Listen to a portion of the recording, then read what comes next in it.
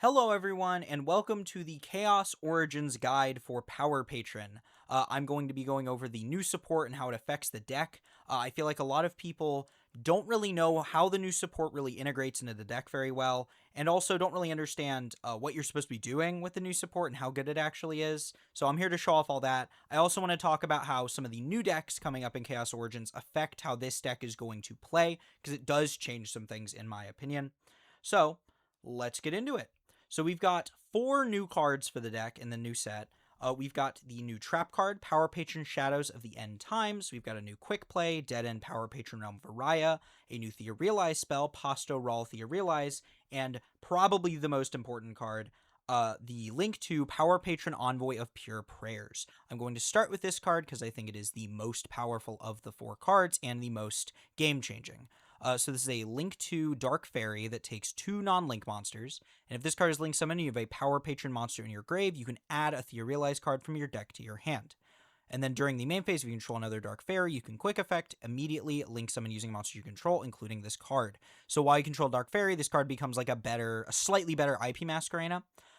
This card's insane. An IP Masquerena that on summon searches Theorealize cards, a type of card that has never been searchable before, especially for this deck, is unbelievable. There's a few different targets for this. I didn't bring out the other ones because I didn't think they were really worth talking about, but I'll go ahead and put them here. The card you're probably going to be searching with this is the OG Theorealize, which allows you to send Immedius the Pure from deck to Grave's cost, look at the top card of your opponent's deck, put it on the top or bottom of the deck, and then you can banish it from grave to target a monster you control and change it to any type or attribute of your choice until the end of your opponent's turn. This card's unbelievable, or at least unbelievable in a world where you can search it. It's pretty bad as like a starter, not bad, but like just not great as a starter because in order to use this as a starter, you have to shuffle a monster back with Immedius, and it's really weak to a lot of different kinds of interaction. But as something you search for in a combo with extension, or as extension, it's really, really good. It means you get to do like the cool tune thing where you get to look at the top card of your opponent's deck. It allows you to always get to Medius the Pure, something this deck can sometimes struggle with if like Terminus got ashed, or just certain cards got interacted with in ways you didn't like. And getting to Medius is pretty important since it's follow-up, and it's also, if you're playing like the Amorphage build, it's the way you're getting to your rank 4, which a lot of times is your only Earth monster that you can summon on your turn. There's also the Graveyard effect of this card, which in none of the builds I'm going to show off today does that matter, but it is important for a lot of different interesting tech options you could play.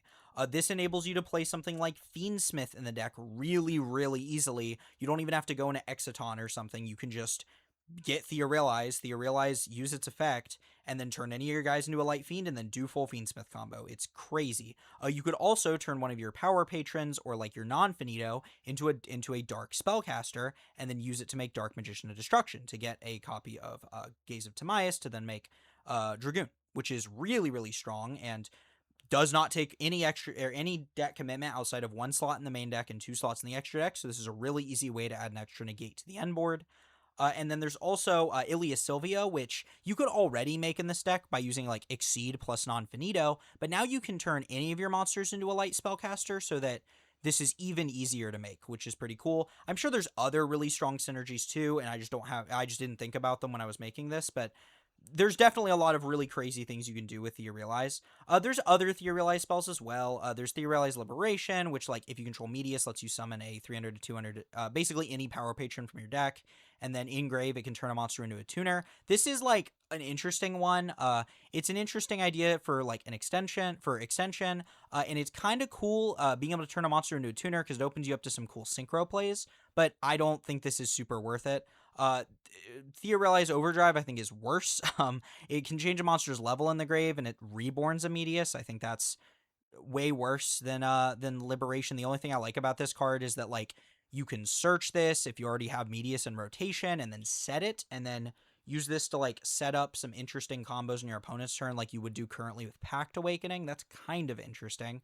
And then there's Pasto Rawl Theorealize, which is probably the most playable one outside of Theorealize, which allows you to, if you control an Artmage, Doomsday, or Elf Note card, summon Medius from your deck, and then your opponent can't use card or effects on that monster summoned, and then you can banish this card from your grave, target a Fusion Synchro or Xyz in your grave, and summon it to a zone a link monster points to. So it's got like a World Legacy Succession type effect in the graveyard, which is honestly really good, and it allows you to summon Medius from hand or deck if you control an Artmage, Doomsday, or Elf Note card. The reason I like this card a little less, although I will see, I might end up liking this card more than Theorealize over time, is that this card only works if you already have an Artmage, Doomsday, or Elf Note card, and while that's not, like, insanely difficult to do, it is harder to do than just, like, using Theorealize and shuffling back any monster. The main thing is because, like, Vidolium isn't one of those archetypes, Medius isn't, you know, there's, like, and also if you already have access to Medius, this card does very little. I don't know. This card's not bad, and I think could be better than Theorealize in a world where you're not doing, like, where you don't care about, like, the type and attribute modulation stuff. But I don't know. Like, it's also the fact that, like, the Link to doesn't allow you to just do that. So if you add this off the Link to, you can't just use it immediately. I don't know. I don't love this card, but I could see a world where you play this instead of Theorealize. This card, in theory, is a better extender if you have the setup for it. I just don't like having to have the setup for it. But yes, this card's very, very good. It has really strong targets. Even just getting to Theorealize means that you can very easily push through boards. You can very easily, like, extend through hand traps way better than you used to. This allows you to access Medius every time, which does change your combo lines, like I'm going to show in the combo section. You do go through this in pretty much all your combo lines. Also, it's just IP Masquerena, so it feels way easier to set up an IP now because you're always going to go through this card, which is just IP Masquerena, which is really good. I think this also makes non-Amorphage versions of the deck a lot better because those versions of the deck I feel like can end on a copy of Medius or just some Dark Fairy a lot easier than the Amorphage builds can.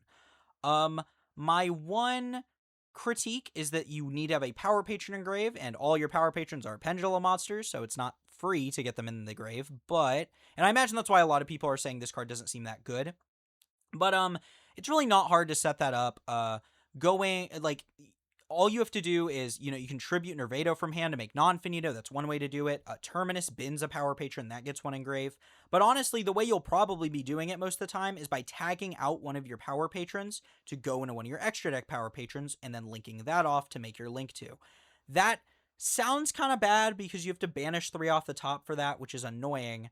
But honestly, like, if you're not running a version of the deck that is hyper-reliant on seeing one specific card, it probably is fine, and there are ways you can sequence this as well where, like, you've already accessed the cards you need. Like, in the Amorphage combo, you usually have gotten to all your Amorphage stuff before you make this card, so it's probably fine. I really don't think that, like, that's a huge enough downside to warrant, like, not playing this card. I think you need to play this card. It is just so unbelievably good.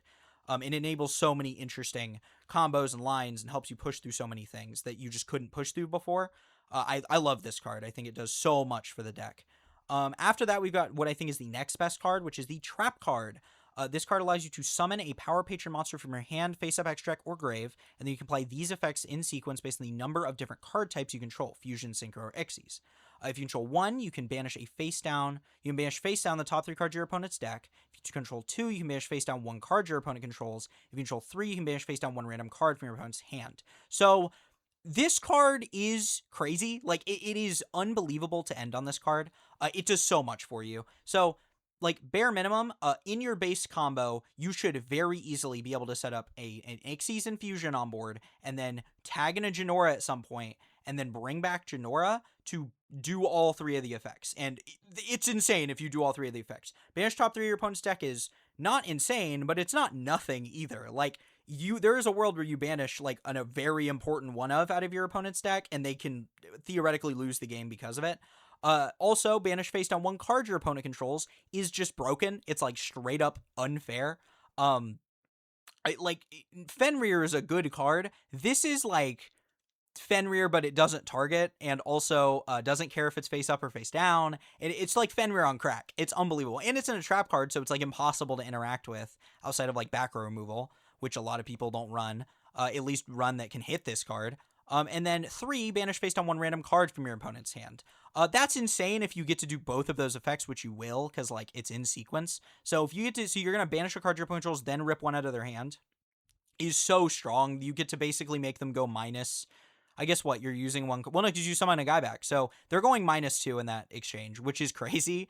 It's just, it's so good at hurting their card economy.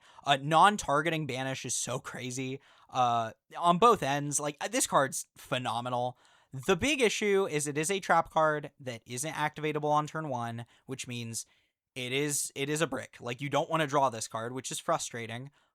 But I think it offers enough to the end board that you should at minimum consider playing it. It is a very good card. It's very easy to get to. Like, Power Patrons have a very easy, like, Power Patrons have kind of wanted like a third spell trap that is good to search. This one is really good to search, and I think you should at minimum be considering it in your lists, as it's just, it offers so much to your half boards. It offers so much to your full end board. It makes that board a lot less weak to certain interactions, which I think is really helpful.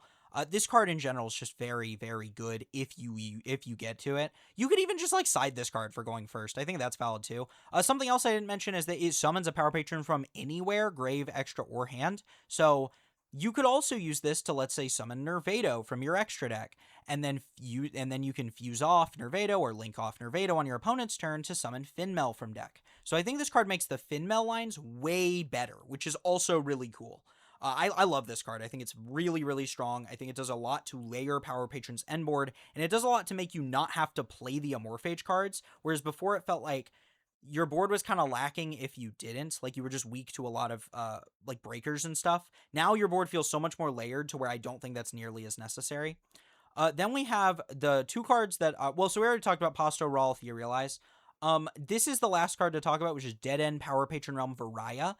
I don't like this card. So you show all 3 Power Patron extra deck monsters from your extra deck, field, or grave. So you just show that you're playing them. And then if you do, your opponent cannot activate cards or effects in response to the activation of your Power Patron monster effects this turn. And if you would banish cards from the top of your deck to activate Power Patron monster's effect, you can banish this card from your grave instead. That effect doesn't matter a ton, but it is nice. You just get, like, a free summon instead of having to banish cards at the top of your deck. But the important effect here is the on activation effect. That reads kind of crazy because, like, cards that stop your opponent from responding to your cards have usually been very, very good.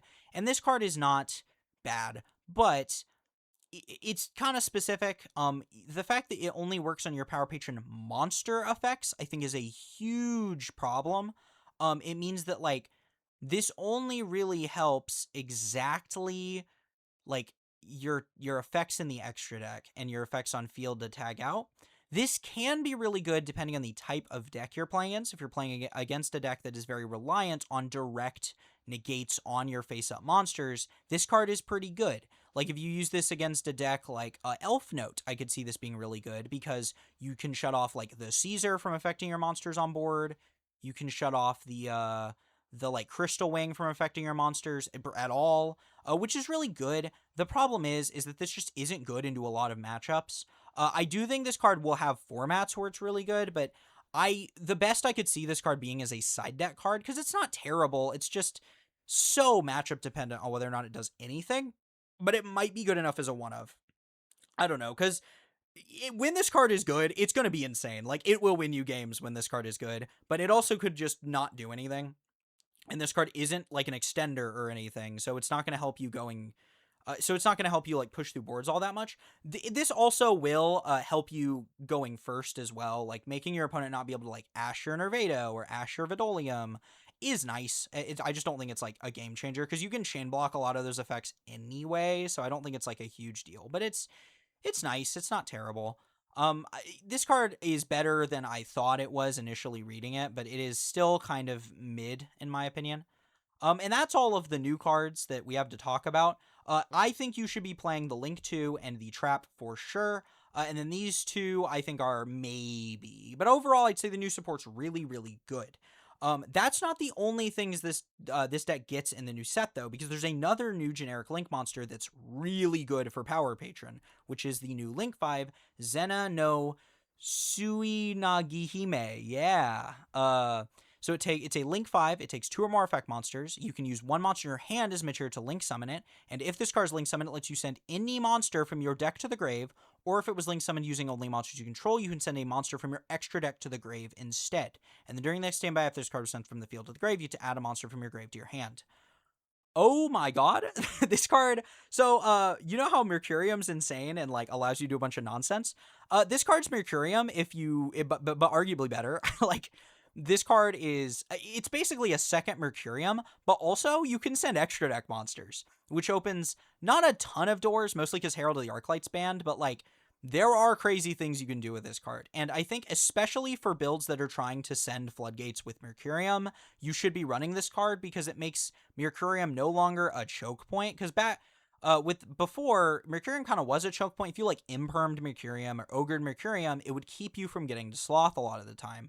But this card means you should always get to Sloth every single time, which is horrifying. This card's bonkers, and there's other things you can do with it too. It's also like a little easier to make than Mercurium is sometimes. I'm not gonna say every time, but sometimes for sure.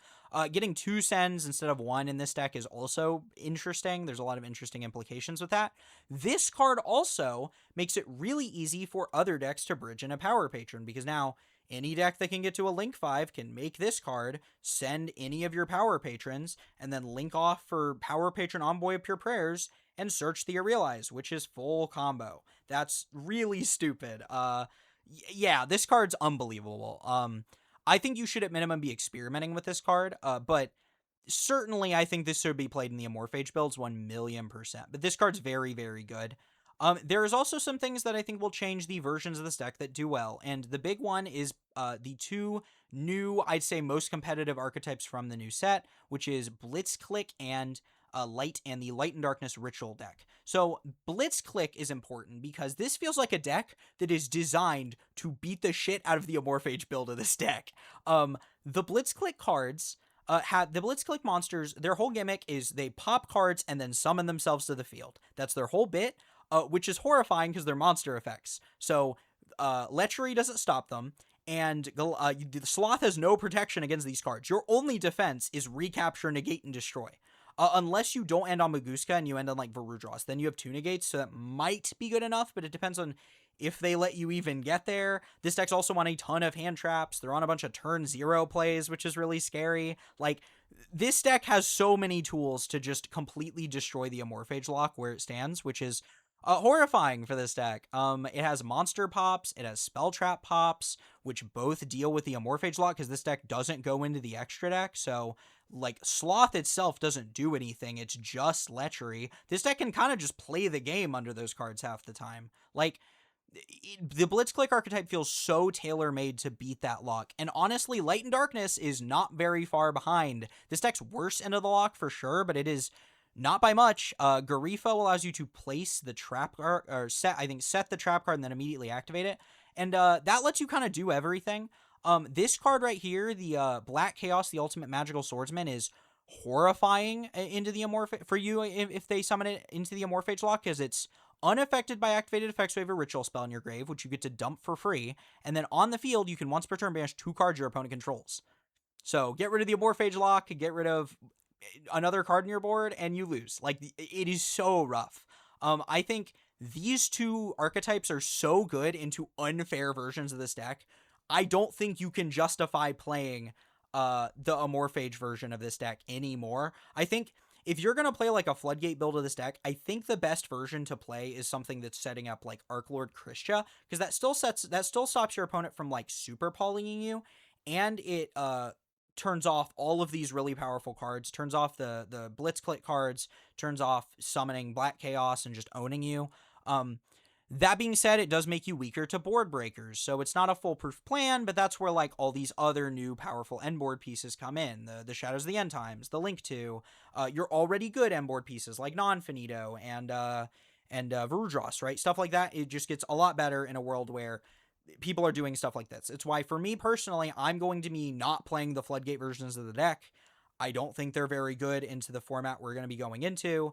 I would try to not play them, but I understand if you do, because into every other matchup, they're still really good. So I get it. I just don't like it into a format where we're playing it where we have to deal with a turn 0 deck that has a bunch of in-engine breakers that beat the Amorphage lock, and then another deck that can summon an unaffected Bungus that just like gets rid of the Amorphage lock for free. And it can also just beat over the Amorphage cards. This card's crazy into the whole thing.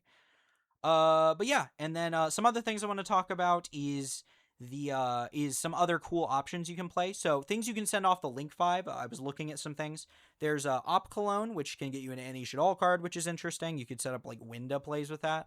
Garura to draw a card, Natis to pop a card, so you could like use your Power Patron or IP to link summon the monster in your turn or on your opponent's turn to like pop a card. I don't think that's very good, but you can do it. The best thing I've seen that I think you can do with it is sending Albion from extra deck to grave, and then end phase using Albion to set Fallen of the Virtuous. This is a play that requires 0 bricks. You just play a non-engine card that's already really good in the deck, and now you just get to search it on your end board, which I think is unbelievable. Me personally, I plan to start by testing a version of this deck that sets this up and like pretty much a bunch of other interruptions. I believe my end board is like 8 interruptions, and one of them's this card. Very, very good. Then there's some other, then I want to talk about some of the other engines you can play with this deck for hybrids. We already talked about Fiendsmith and the D-Mod and the Ilia Sylvia. I want to talk about some other things. Elf Note is a big one. So this used to be, I think, the worst archetype to mix with Power Patron before this set. However, because of the Link to, the reason why Elf Note was worse is because it was the only one that didn't bridge back to Power Patron. Now it does, because all you have to do is get to Elf Note Power Patron, sync off for whatever, you get your search, and then you just make the Link monster and send search the Realize, and now you've got full Power Patron combo, and you can probably keep doing full Elf Note combo. It's really broken. You just get to do Elf Note and Power Patron combo all at once. It's crazy strong. And it even still works well with Fiendsmith, because you can just use the Realize to turn a guy into a Light Fiend. It's unbelievable. It honestly might be the best version of the deck, because the Elf Note cards are so strong post this set. That Synchro 10 does so much for the archetype.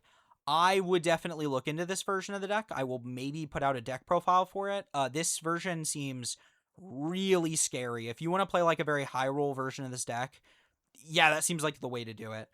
Malice, there's a Malice variant of this deck that gets way better with this, because now Malice can bridge into Power Patron as well, because you can just make the Link 5 and then make the Link 2 and then do whatever you want. It's very free. And of course, Power Patron can bridge into Malice by just either sending it off of the Link 5 or attaching a Malice monster off Mercurium and then banishing it with SP or bringing it back with Cross Sheep or something else like that.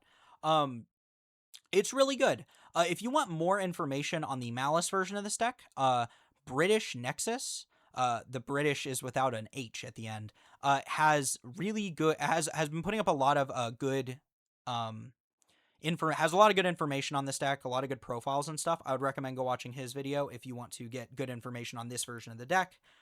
Then there's the Dark Lord variant, which I want to mess with for sure. I think it gets a lot better with this set too, because the Link 2 is a Dark Fairy, so inherently has a lot of synergy there. It's also an IP. If you control Dark Fairies, even ignoring this card's synergy with Power Patron, this card would be broken in Dark Lord just because it's Fairy IP Masquerena. Like, this card's insane in Dark Lord, even ignoring the fact that, like, it's a Power Patron support card, which is hilarious. But this version of the deck gets so much better with this set, mostly because of the Link 2. Which is really cool. I think this one's definitely worth exploring. The Dark Lord cards are really good. So, I don't know. I think it's worth looking into at the very least. And then the Orcus build, I mentioned it in a previous video, but this version of the deck, I think, really comes into its own with this set. The Link 5 is feels very specifically made for Orcus. It's very easy to access in that version of the deck, and then you just bin that, and then you make the Link 2, and you get full combo. It's crazy. It does a lot. It means that Orcus, I feel like Orcus hasn't, since like King of the Fair Limps got banned, I feel like Orcus doesn't bridge into anything super powerful anymore, which has made it a lot worse. That should no longer be the case. These two engines should work really well together, and something I do like is that Power Patron can be kind of mid into Droll, especially higher card count versions of the deck. This might be the best version you can play at a higher card count. We'll see. I don't know. This is another one I'll have to experiment with. I've got friends who really like this version of the deck, so I will certainly be experimenting with it. And then that's it for the other versions of the deck. Next, I want to show off the 3 different deck profiles I have for this version. They're all very similar because I'm basing them all off the same like core deck. They're all just running different end board ideas, right? So one of them's running the Amorphage stuff, one of them's running Pact Awakening, and one of them's running the Fallen and the Virtuous line. So let's start off by showing off the Amorphage build. So this is an adaptation of what I'd say is the standard version of the deck with the new support added. So really, it's just the standard Power Patron Amorphage list featuring 1 the Realize and 1 of the Trap. And then in the extra deck, we've got 1 of the Link 5, 1 of the Link 2, and then we've got the Clockwork Knight as the only other thing that's kind of non-standard. I think this card should be standard in like most of these versions of the deck, especially over a card like Baguska, which I think can be kind of hard to get to sometimes, although it is a lot easier with this new support. But on the flip side, I think Baguska gets a lot worse with this new support because it doesn't it locks you out of using a lot of really good cards. That being said, I might be way off on that. You might still want to be playing Baguska. I found it really hard to fit it into this list, but I could definitely see a world where you cut like IP Masquerena because this card does the same thing basically. So I could see a world where you cut IP Masquerena and just throw the Baguska back in. I wouldn't say Baguska shouldn't be in this list, but I would consider, I don't know, it's either that or the IP Masquerena for sure. I'm not really sure which is better, but anyway, let's get into the combo.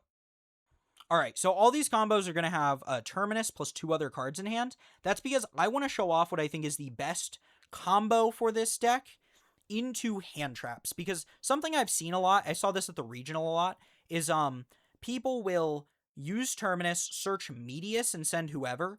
And the reason I don't like doing that is because it loses to so many more cards. You lose to Ash, you lose to Imperm, you lose to Impulse, you lose to a variety of cards. And while this still loses to like Impulse, Ash, and Bell, it does kind of beat every other hand trap. It's kind of insane. Because here's the deal, right? You're going to go Vidolium, effect summon from grave. You're going to summon the Nervado back that you sent. Now, you get to go Vidolium, search the field spell. This right here puts you in such a good position into hand traps, because if your opponent has like an Imperm or something, well, Imperming Nervado isn't good. Imperming Non-Finito later doesn't stop your combo. Imperming, like, there's just not a good point to Imperm from that position. Saying like Phydralis isn't very good. If you want to play around Phydralis, you very much can. The best thing they can do with Phydralis is probably pop Non-Finito, and then like maybe, I don't know, like Malong doesn't do anything, so either send the Wind Pegasus or send Packbit and like clog one of your scales. But from there, it should be pretty easy to unclog it. Like it's just not good against this deck. It really isn't. I don't know, like this combo is just so resilient in hand traps. I felt great doing this combo all day over Terminus Search Medius. And also, you don't need to search Medius off of Terminus anymore because you just get to it with the Realize. So I think this combo is way better. It is more expensive in terms of your hand, but again, this plays really well with other cards as well. It's just kind of rough because we are going to have to pitch like multiple cards. But notably, if you didn't start with Non-Finito, you could probably not have to pitch multiple cards. It really would just be the one extra card you would need. But leading Non-Finito is way stronger. So we're going to go ahead and tribute the Nervado to summon the Non-Finito. We're going to chain 1 Nervado, chain 2 Non-Finito. We're going to set Recapture, and we're going to summon Gepredo. We're then going to activate the field spell, use the field spell revealing Genora to summon the Genoldo. Then we're going to link off in a Clockwork that's going to trigger Gepredo to search the trap. Also, crazy is if you start with one of the other Power Patron spells, the trap is kind of a free search, which is insane. So we just get that for free. They could like stop us here and we'd still have multiple interruptions. It's crazy. We're going to go Genoldo add back, and Beyond the Pendulum add. We're going to get the Gepredo back, and we're going to search the Shade and scale the Shade. We're going to pend our 2 monsters. We're then going to trigger Shade to bounce back. We're going to use Shade to summon itself. We're going to use Shade to pop our scale, and then we're going to put Lechery into the extra deck. We're going to Xyz for Mercurium. Mercurium's going to attach our Sloth. We're then going to link in our Link 2. Our Link 2 is going to search the Realize, and it's going to send Medius. We're going to get to look at our opponent's top of the deck, and then we're going to Medius shuffle back our Link 2 to summon himself, and then Medius is going to summon the one of our guys, Nervado from deck, and then we're going to Link 3 for Xyz. Xyz's going to add back Lechery. We're going to Link for Charmer Quartet and Bloom, and then we're going to bring back our Clockwork Knight and our Sloth. And then we're going to set our trap and pass. Something I did, I think I messed up here. I don't remember. Yeah, I did. You could have tagged out into Genora here before you made Mercurium, which would enable you to have the banish off of the Shadows of the End Times. I just didn't do it. I don't know. Like, if you banish Sloth off of that, you do shut off your combo, so that kind of sucks, but I don't know, it's probably worth it. Like, because otherwise, they could just, like, summon a monster and get over this. So, this does give you an extra removal option, which is really good into this board. So, just something to think about. I didn't do it here because you could have theoretically banished the Sloth, which would be bad. But, I mean, you're hitting one card and, like, 40-something cards. It's probably not going to happen, right? Go a little gambling. And, like, even if it does, you still have good options from that position because you haven't committed to a 10 yet. So, you can still just, like, make Varudras or do other things if that happens. So it's not the end of the world. It's just kind of frustrating. Also, I don't know if this is optimal either. Like, this feels kind of inoptimal for this combo, to be honest. So I don't know. Maybe this isn't the play, but this combo felt fine to me. So this is, my example combo. It's not bad. I could definitely see it being better, though. So if anyone in the comments has a better way to do this combo, please let me know. Anyway, on to the next version of the deck. I'm going to show off the Pact Awakening version. So this is very similar to the last list. It's just instead of the Amorphage cards, we're running the one Finmelt and the one Pact Awakening. This gives us a really good Fua line, because if we get Fua'd, we can just go non-finito, set Pact Awakening, and that's like 3 interruptions. I like this list quite a bit, and this list is going to not be using really anything out of the ordinary. The other cool thing is that outside of like maybe Finmel, this version of the deck really doesn't need to play any amount of extra bad cards that you wouldn't play in a normal Power Patron list, which is nice. It feels like the least bricky version of the deck. And this is pretty much going to show off what you can do with like a bare minimum package without playing really anything else. If you want to play like full pure Power Patron, no floodgates or whatever, this is probably what I'd recommend. So let's get into the combo. All right, so we've got the same hand as last time, and I'm going to be honest, we're going to do mostly the same combo. I'm going to go ahead and fast forward to the point where things change. Okay, so we did just set Pact Awakening instead of Recapture. That is a difference. We're then going to summon our Genoldo from deck, and then we're going to link these two off into Beyond the Pendulum. We aren't making Clockwork here because we don't care about putting the Earth Engrave, so that doesn't matter. We're just good to keep going from here. Now we're going to trigger everything at once. We're going to add the Trap. We're going to add back the Gepredo, and we're going to add Shade. Same thing as last time. We're then going to pen summon our 2 monsters. And then instead of activating Shade immediately... Oh, never mind. We are going to activate Shade immediately. I'm lying. We're going to use Shade, summon itself. We're going to use Genoldo to tag out in a Genora. Something nice about this list is you're a lot less scared of banishing top 3 because you're not nearly as reliant on the Amorphage stuff in this version of the deck. You don't really care that much. So doing that banish 3 does not feel very bad at all. We're going to link the Shade and the Genora off for the link to. That's going to let us use the effect to search the Realize. We're then going to use the Realize to ban Medius, and then we're going to go ahead and use Medius to shuffle back the Beyond and summon itself. Medius is then going to summon a 10 from deck, and then we're going to Ixies for Varudras. And then this is our end board. So, notably, Pact Awakening is not super important on this board. This could have honestly been Recapture, and it mostly would have been the same thing.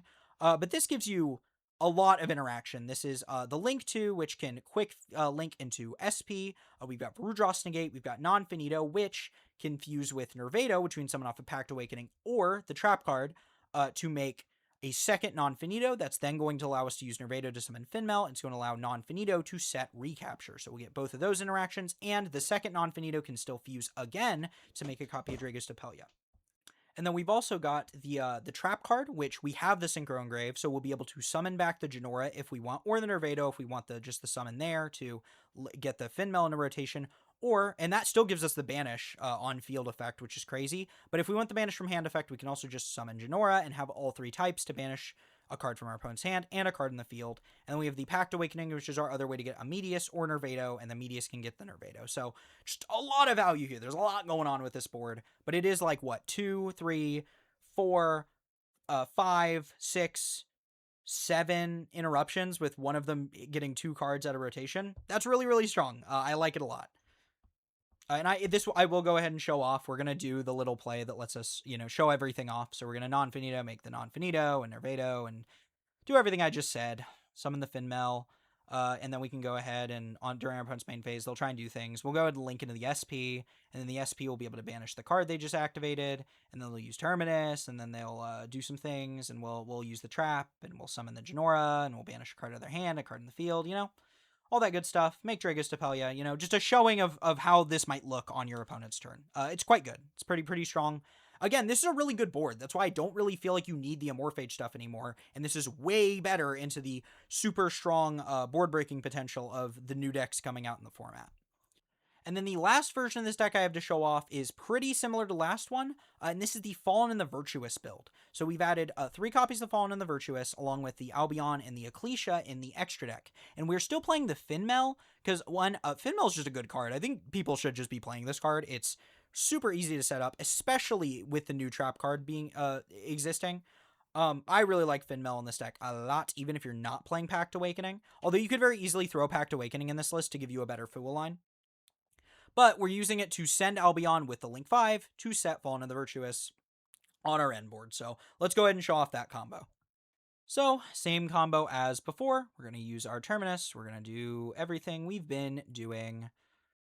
All right, so everything is pretty much the same until our Pen Summon. We're not going to use Shade on the Pen Summon. We're instead going to make Exceed the Pendulum, which was then going to add back our Nervado, and then we can resummon the Nervado. This basically just gets a Link 3 on our board instead of the Beyond the Pendulum, which will be important for later. We're then going to go ahead and bounce back the Shade now that we summoned a monster, and then we're going to tag out for Genora. We're going to use Shade to summon itself, and then we're going to link the Shade and the Genora for our Link 2. Our Link 2 is going to get Theorealize. Theorealize is going to bin Medius. And then we're going to go ahead and link off for our Link 5, and it's going to send Albion, so we're set up there. We then can shuffle back the Link 5 to summon Medius. Medius will summon a 10, and then we'll make Varudros, and then we will set our trap and go to end phase. This might look worse than our last board, but trust me, it is not. So end phase, we'll go ahead and use Albion to set the Fallen and the Virtuous. So right here, we've got Fallen and the Virtuous set, we've got Recapture set, we've got Shadows of the End Time set. So this is already this is super layered. This is a lot of interaction just out of the back row. We get hit with like a Dark Ruler, we don't care. We get hit with a Super Poly on like for Rudros and Medius, we kind of don't care.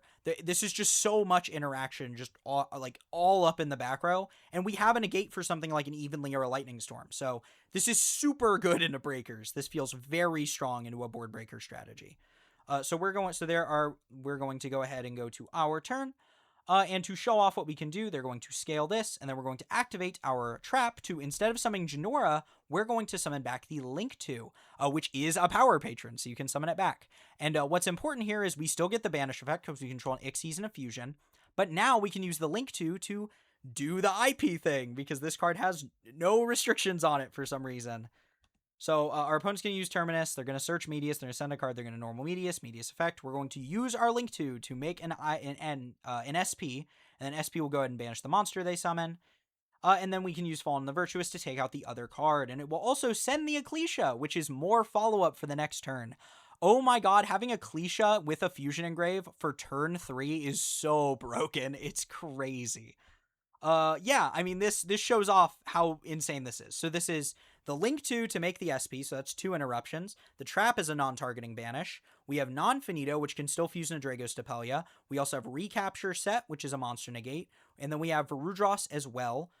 Plus, if you play, if you were to also play Pact Awakening, which I don't hate, you also would get 2 more interruptions. So this is anywhere from 6 to 8 interruptions, depending on if you play Pact Awakening or not, but you don't have to, right? So if you're cool with 6 interrupts, yeah, man, do that. And that's without having any non-engine either. This is just so insanely crazy. And what's also nuts is if you just draw Fallen in the Virtuous, you don't even need to search it. You can just make good cards, you can end on Exceed if you want. You have a lot of extra options if that goes through. Anyway, that's been the video. I hope you all enjoyed. If you all have any questions about anything about this deck post Chaos Origins, please let me know. Also, please let me know what videos you guys would like to see in the future. I want to give you guys the best information you can for Nats. I'm personally not going, unfortunately, but I want to help out anyone who is. I would love to see this deck do very well, I think this deck is crazy. I think it is very, very good, and I think it gets even better post Chaos Origins, so hope you all enjoy playing it. Anyway, I'll see you all next time. Goodbye.